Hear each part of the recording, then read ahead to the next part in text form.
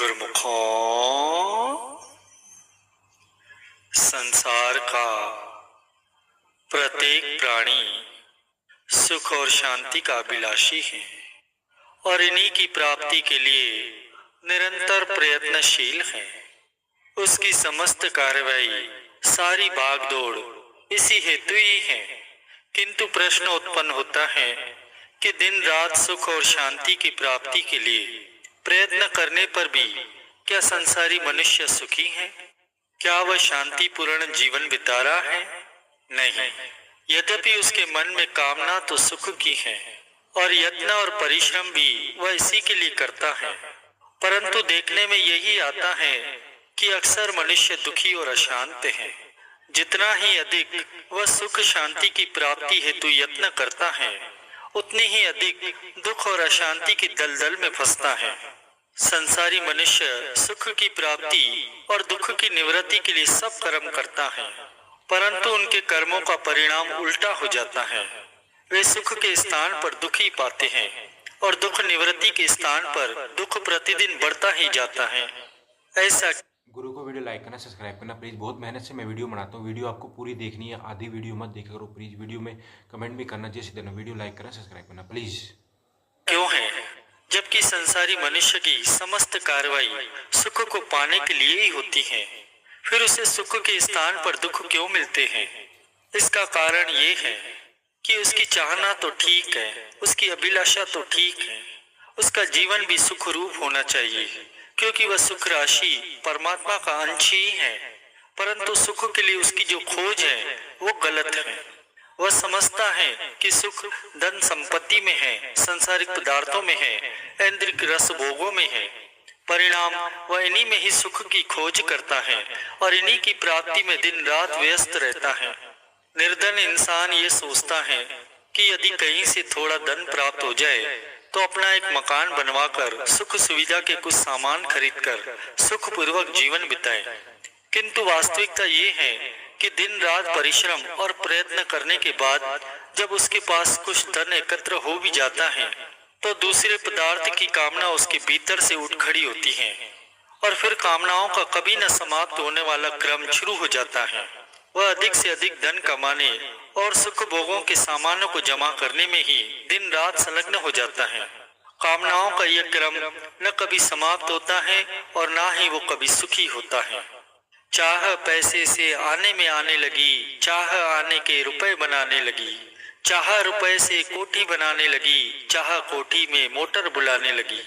संसारी मनुष्य की स्थिति कि एक कामना की पूर्ति होते ही दूसरी कामना उसके अंदर सिर उबार लेती है। किसी कामना की पूर्ति चाहने वाले मनुष्य की यदि एक कामना पूरी होती है तो दूसरी नई कामना उत्पन्न होकर उसे पुनः बाण के समान बींधने लगती है।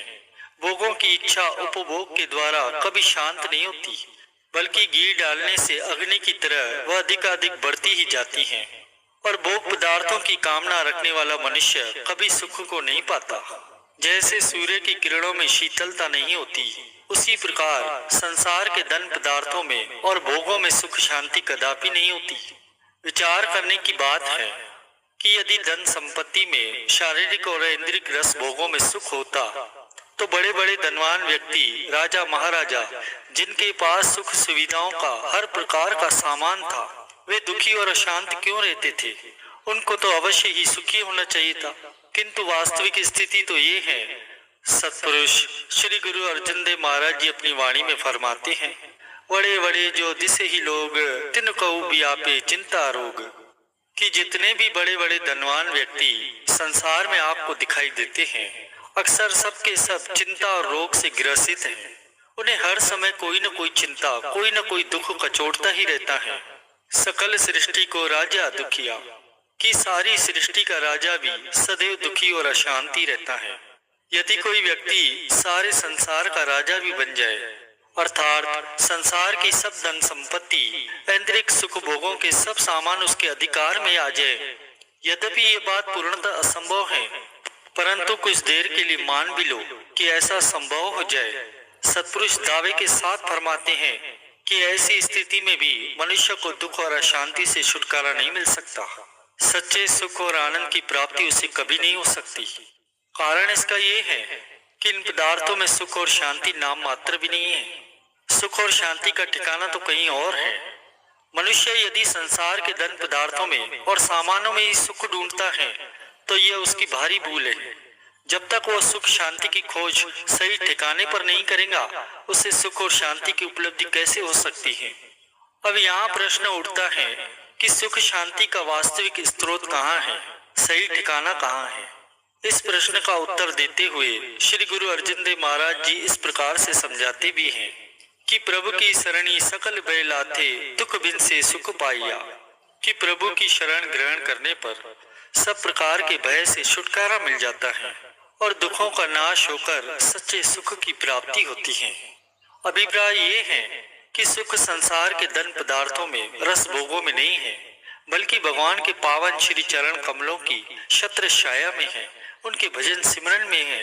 यदि संसार के धन पदार्थों में सुख होता तो राजा भृतहरि, राजा गोपीचंद, ऋषि याज्ञवल्क्य, जिनके पास धन पदार्थों की शारीरिक सुख सुविधाओं की सामग्री उपलब्ध थी, इन सबका उन्होंने त्याग कर परमेश्वर के भजन सिमरन में चित्त क्यों लगाया। क्योंकि सत्संगति के प्रताप से उन्हें ये ज्ञान आ गया, उन्हें ये समझ आ गई और वे ये जान गए कि सुख केवल भगवान की शरण में है। इसलिए उन्होंने संसार के असत्य धन वैभव को त्याग कर भजन भक्ति में चित्त लगाया। सुख नाही बहुते धनी खाटे, सुख नाही पेखे नृति नाटे, सुख नाही बहु देश कमाए, सर्व सुखा हरि हरि गुण गाए। गुरुवाणी में ये वचन आते हैं और इन वचनों में वास्तविकता भी है कि बहुत अधिक धन एकत्र कर लेने से सुख की प्राप्ति नहीं होती। अनेकों प्रकार के रंग तमाशे देखने से भी सुख नहीं मिलता और ना ही अनेक देशों पर अधिकार होने पर भी सुख मिलता है।